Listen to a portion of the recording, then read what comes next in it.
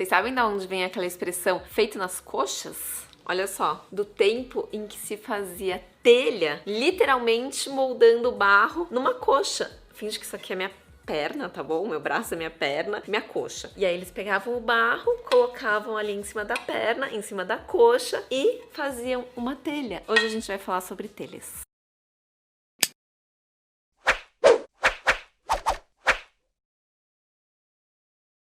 Eu vou começar com a pergunta que eu mais recebi. Qual a melhor telha? E a minha resposta, para quem já me acompanha por aqui, sabe que é depende. Depende da sua necessidade. Então existe a melhor telha para cada situação. Porque tem muitas telhas, né? Existe telha de concreto, telha de cerâmica, essa que eu mostrei, a de barro, telha de fibrocimento, telhas metálicas. As telhas metálicas, por exemplo, elas são ótimas para você cobrir grandes vãos de indústrias, galpões, porque elas são leves, elas permitem essa cobertura de um vão maior e uma inclinação menor. Isso agiliza demais a construção, ideal para construir uma fábrica, por exemplo.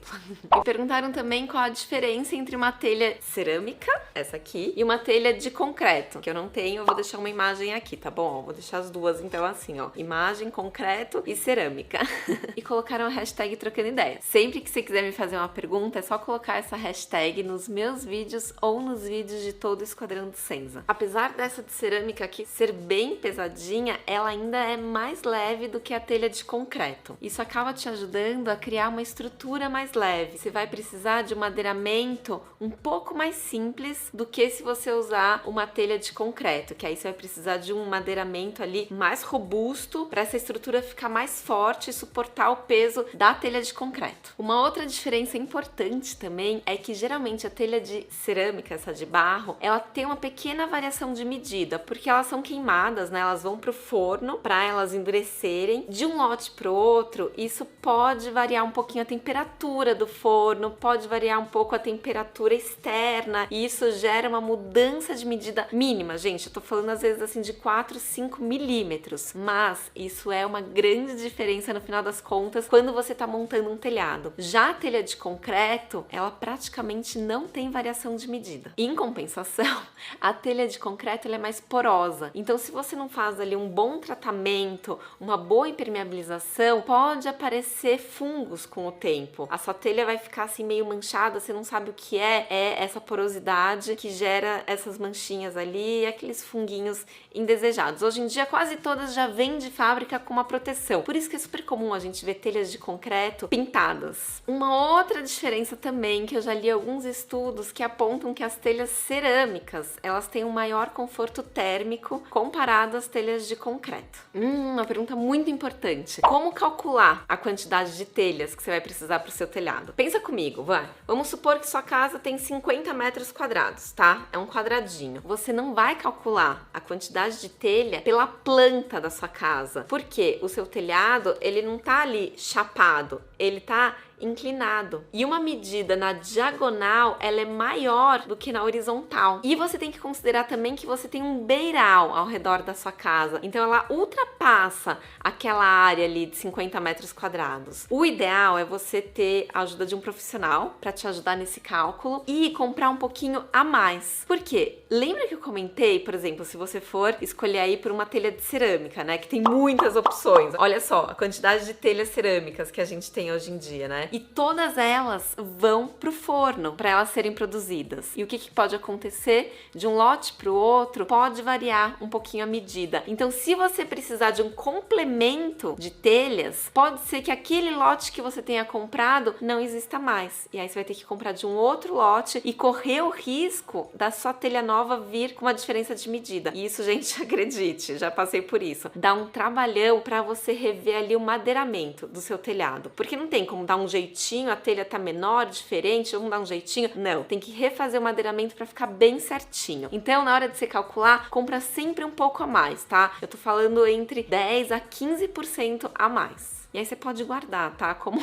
minha mãe fez. Essa telha que eu tava mostrando pra vocês é uma telha que tá lá na garagem dos meus pais, exatamente porque eles reformaram o telhado há pouco tempo e compraram um pouquinho a mais pra guardar de estoque. Quando precisa trocar de vez em quando uma ou outra telha, eles já têm ali da mesma medida do mesmo lote. E uma coisa super importante da gente falar aqui, cada telha apresenta uma inclinação diferente, uma indicação de inclinação, ou seja, o fornecedor vai te falar, olha, essa telha você precisa instalar com 30 graus de inclinação. Ah, aquela outra ali, não, você precisa instalar com um pouquinho mais, não, com um pouco menos. Então, essa inclinação também pode mudar um pouquinho aí a quantidade de telhas que você vai comprar. Ah, essa pergunta é muito boa. Qual a telha é melhor para isolar mais o calor e o som? Gente, hoje em dia existem umas telhas metálicas que elas parecem um sanduíche. Eu vou deixar uma fotinha aqui. Então, é como se fosse uma telha metálica em cima, tem um recheio de isopor e uma outra telha metálica embaixo. É exatamente esse recheio de isopor que ajuda muito a isolar o calor e os ruídos. Ela é bem mais barata do que essa outra telha aqui, que tem a mesma estrutura, é super parecida, mas no lugar do isopor, ela tem poliuretano, que protege do calor até 4 vezes mais do que o isopor e dos ruídos também. Então, essa telha aqui é sensacional para quem quer uma obra rápida, limpa, porque isso não faz sujeira, aquele corte de telha que faz aquela poeirinha fina, sabe? Da argila voando no ar. Não, esse tipo de telha é super prático. E para quem quer vencer, então, grandes vãos sem precisar de uma estrutura super reforçada, porque ela é também mais leve. Para quem quer fazer um telhado mais curvo, tem essas telhas metálicas curvas também. E aí o recheio pode-se usar aquela lã de rocha, que ele é mais maleável, e aí você consegue moldar bem ali no seu forro. Mas, de novo, pode ser que essa telha não seja ideal para você. Não é regra, gente. Essa é a melhor. Na verdade, tem que estudar caso a caso. Para cada projeto existe uma telha ideal. Então, a telha cerâmica, por exemplo, a telha convencional de barro, ela é uma ótima isolante térmica. Eu aconselho demais. Mas pode ser que para um projeto ela não funcione tão bem. Então, você precisa estudar qual a sua necessidade real direitinho antes de escolher a sua telha. E a pergunta que não quer calar: como fazer para não ter infiltração, goteira, não ter aquele telhado que quando chove a água cai mais dentro de casa do que fora? Gente, você precisa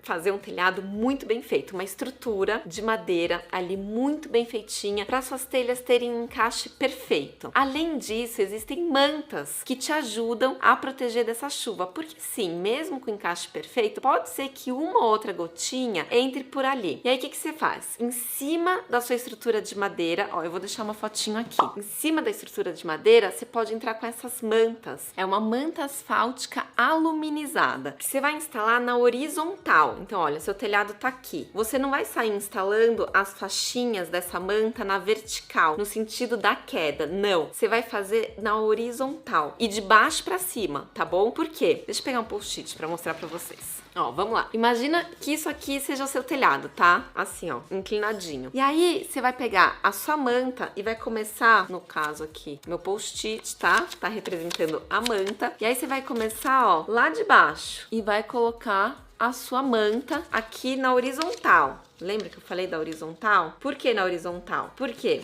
essa chuva, ela vai cair lá de cima do telhado. Pronto, ó, aqui é uma faixa de manta. A chuva caiu aqui e vai escorrer. Se eu colocasse a primeira faixinha aqui em cima, o que ia acontecer com a segunda? Ela ia ficar sobreposta, ia ficar um vão entre elas. Se eu começo com a de baixo, o que eu faço com a próxima? Eu coloco por cima daquela. Olha só. Tá vendo? É exatamente isso aqui, olha, que eu quero que aconteça. Tá vendo que essa segunda ficou por cima daquela primeira? E aqui você vai passar uma fita. Não é fita crepe, tá, gente? Você pode pensar que eu tô exagerando, mas eu já vi. Eu já vi pessoa pregando com grampeador, aquele grampeador de marcenaria. Eu já vi gente com uma fita adesiva transparente. Não. Precisa ser a fita com o mesmo acabamento da manta. É aquela fita asfáltica aluminizada, tá bom? E aí sim, isso vai ficar super bem vedado. Deixa eu colocar aqui mais uma faixa da nossa manta asfáltica para eu mostrar para vocês. Ah, sabe o que eu vou fazer? Eu vou pegar um durex para representar essa fita, para vocês verem como vai ficar bonitinho o nosso telhado. Olha só, dá para ver aqui? Então, ó, aqui é uma manta que correu na horizontal, tá bom? A primeira faixa. Aí a segunda vai vir por cima daquela primeira. Isso, gente, vai evitar a infiltração, porque, de novo, a água escorre por aqui e cai nesse sentido. Então, aqui, a probabilidade dessa água voltar e entrar no telhado é menor. Vamos passar a fita. Passei a fita, tá vendo? É exatamente isso, gente. Parece uma fita mesmo. Ela é adesiva. E aí, ó, a hora que você cola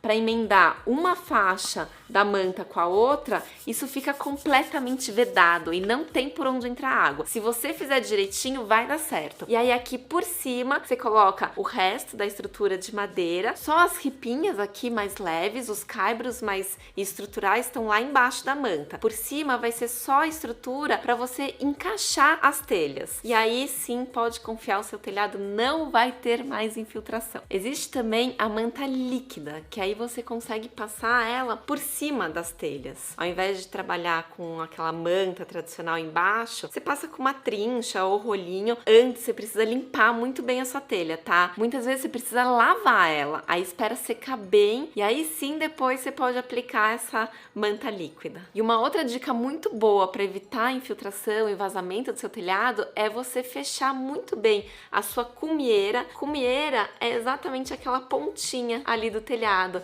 o encontro das águas do seu telhado. E para todos os modelos de telhas existem os fechamentos especiais, que são chamados de acessórios. E um deles é a cumieira, que é exatamente essa peça que é colocada, ó, aqui em cima. Tem também os rufos que você coloca ali nas laterais. Isso também é fundamental para o seu telhado funcionar bem. Então, gente, assim, o vazamento de telhado, na real, não é a culpa da telha ou da estrutura. Pode ser um conjunto de detalhes que não foram tão bem feitos. Começando pela estrutura, depois a manta, depois a colocação das telhas, a cumieira, esses fechamentos do rufo ao redor, esse impermeabilizante por cima, né, o líquido, se você quiser, mas é redundante. Se você usar a manta, aquela manta por baixo da telha, não precisa usar a manta líquida por cima, tá bom? Vai ser exagero. Ah, sabe que ninguém me perguntou, mas eu queria falar, até anotei aqui nas minhas anotações, sobre telhas de fibrocimento. Vamos fazer um outro vídeo só falando sobre isso? O que vocês acham? Não esquece da hashtag Trocando Ideia.